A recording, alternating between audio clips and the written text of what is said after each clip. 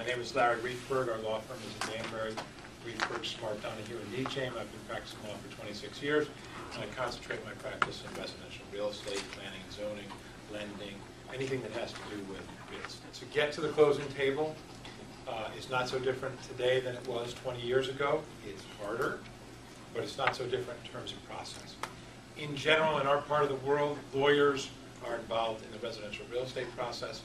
A seller's lawyer prepares a contract, sends it to a buyer's lawyer. The buyer's lawyer reviews the contract with the buyer and makes whatever changes are necessary for the buyer's protection.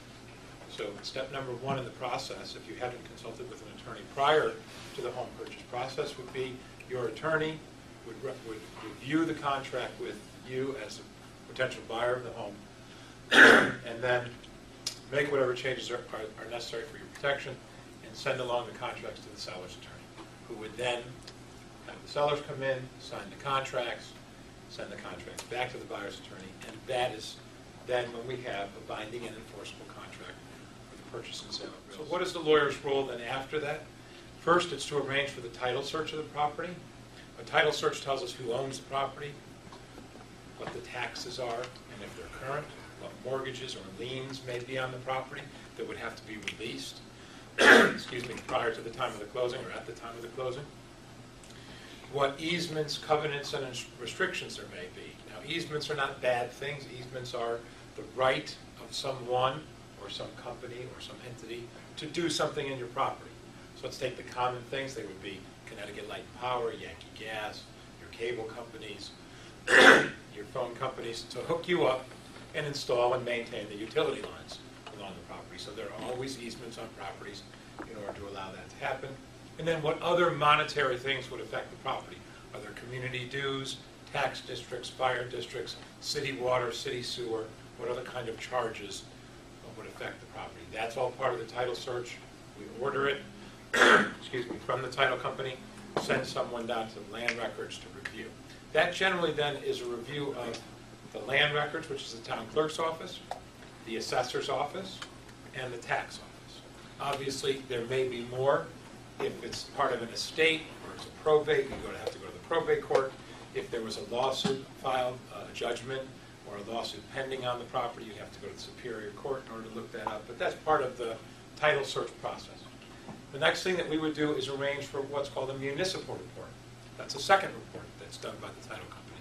That's a search of the other municipal departments: planning, zoning, health department, fire marshal's office, building department, to see what permits have been pulled on the property, if any. Are there any open permits, any notices of violation, any cease and desist orders, whatever may be of public record as it relates to this property. Is there a septic plan, and is it laid out? Is there a well driller's report on the property? What's the water flow when it was dug?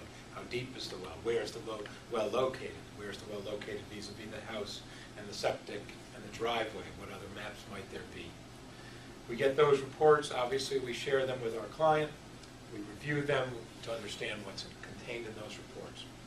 All along, we're working with the lender to make sure that the lender has all the documents that it needs. Oftentimes, it needs a copy of the front and back of the canceled check. Obviously, the bank needs a copy of the contract once it's fully signed. The bank needs a copy of the title report so that the bank knows what it is that it is going to lend money on, should they decide. Once that process is completed and the loan is approved, and we'll talk a lot more about lending, obviously, at the end, and once the financing is approved, then we arrange for the closing. Now, most people, when they're asked, well, what are you doing today? They say, well, I'm buying a house. Well, what are you doing? I'm going to the closing, as if it's one single event, if it's one thing. But it isn't. It's two separate and distinct transactions, and it's important to remember when you talk about the fees and costs associated with those transactions. First, you're a borrower. You go to a bank and you borrow money.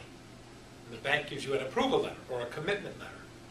Congratulations, you're approved, and we agree to lend you the money on these terms and conditions. If you want to borrow it, sign below and return this.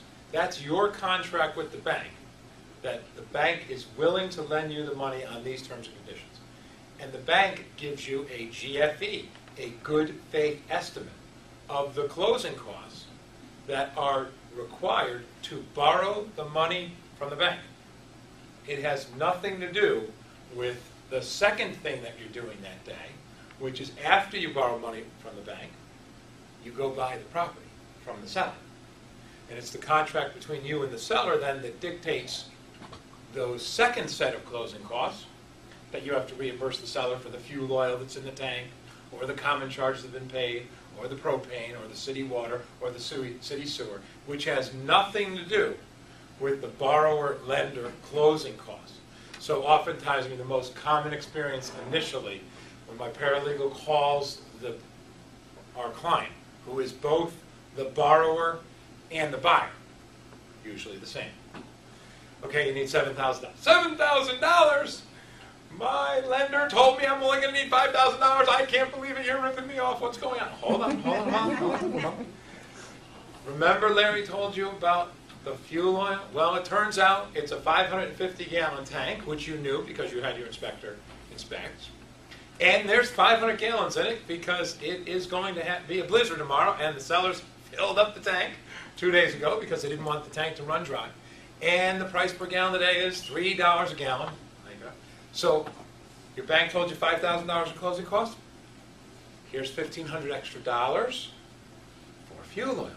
Oh yeah, I remember Larry said that. And you also have common charges because it's in an association, and they've been paid through June. And so tomorrow's, February 10th, and we've got to reimburse the seller. Oh yeah. And the taxes. Oh yeah.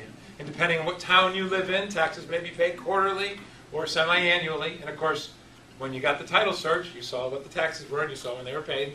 Larry reviewed that. Oh, yeah.